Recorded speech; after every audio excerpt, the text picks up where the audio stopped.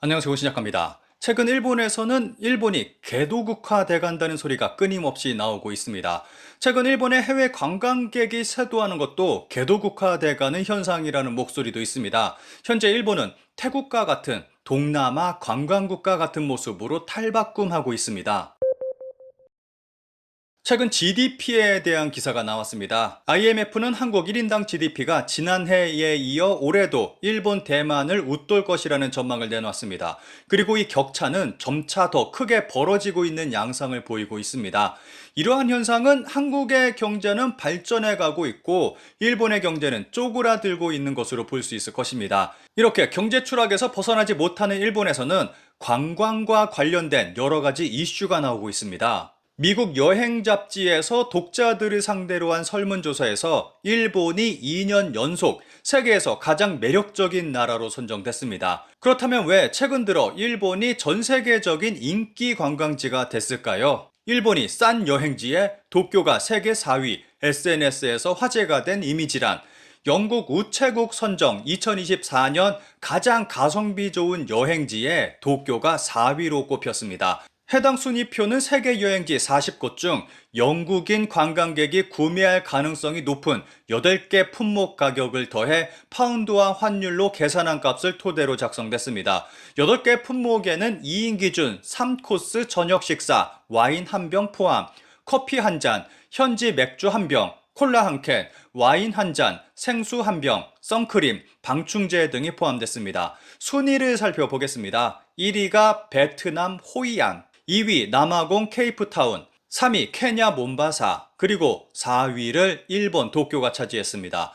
순위에 오른 국가들을 보면 일본을 제외하고는 모두 개발도상국들입니다. 일본에서만 일본이 개도국 수준이 됐다는 얘기가 나오는 것이 아니라 이런 데이터에서도 일본이 개도국 수준이 됐다는 것을 보여주고 있습니다. 방일객 세도로 압도적으로 침대가 부족하다. 국내 유수 스노우 리조트, 호텔 부족 심각, 여름 시점에서 예약 매진, 관광업자 위기감, 엄청나게 몰려드는 해외 관광객들로 인해서 현재 일본에서는 호텔이 부족한 상황이 벌어지고 있습니다. 겨울 스키를 즐길 수 있는 곳의 리조트는 여름에 이미 예약이 매진된 상태입니다.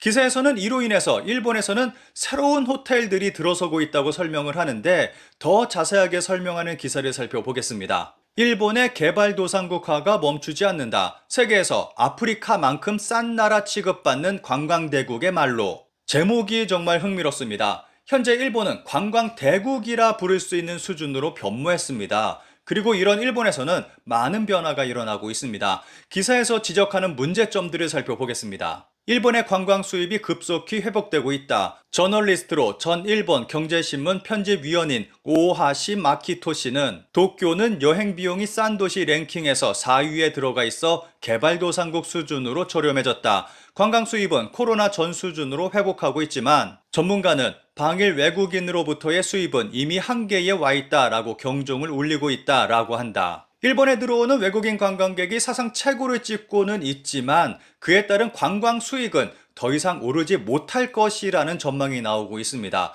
우선 기사에서는 일본에게 있어서 관광이 어떤 위치에 있는지를 설명하고 있습니다. 일본 경제의 정체는 10년 전만 해도 잃어버린 20년으로 불렸지만 지금은 잃어버린 30년이다. 이대로 가다가는 잃어버린 40년이 될지도 모른다. 전후 일본의 경제 발전을 견인한 것은 분명히 제조업, 그것을 고집한 나머지 인터넷 플랫폼 등 소프트 산업 육성에서는 구미나 한국 등에 비해 완전히 뒤처졌다. 대기업 모임인 경단련은 제철, 중화학공업, 자동차 등 제조업이 중심이고 정부에 대한 요망도 대기업 제조업의 이해와 관련된 것이 중심이다. 잠깐만. 일본에는 방일 외국인에 의한 관광 수입이 있지 않은가? 라고 하는 소리가 들려온다. 그 금액은 2023년도에 5조 2923억엔, 관광청 방일 외국인 소비 동향 조사, 확실히 거대하다. 일본의 제조업은 희망이 없는 데다가 미래 먹거리인 IT는 절망적인 상태에서 남은 것은 관광산업 하나라는 내용입니다. 그래서 아베 전 총리는 관광 대국을 만들려고 부단히 노력했고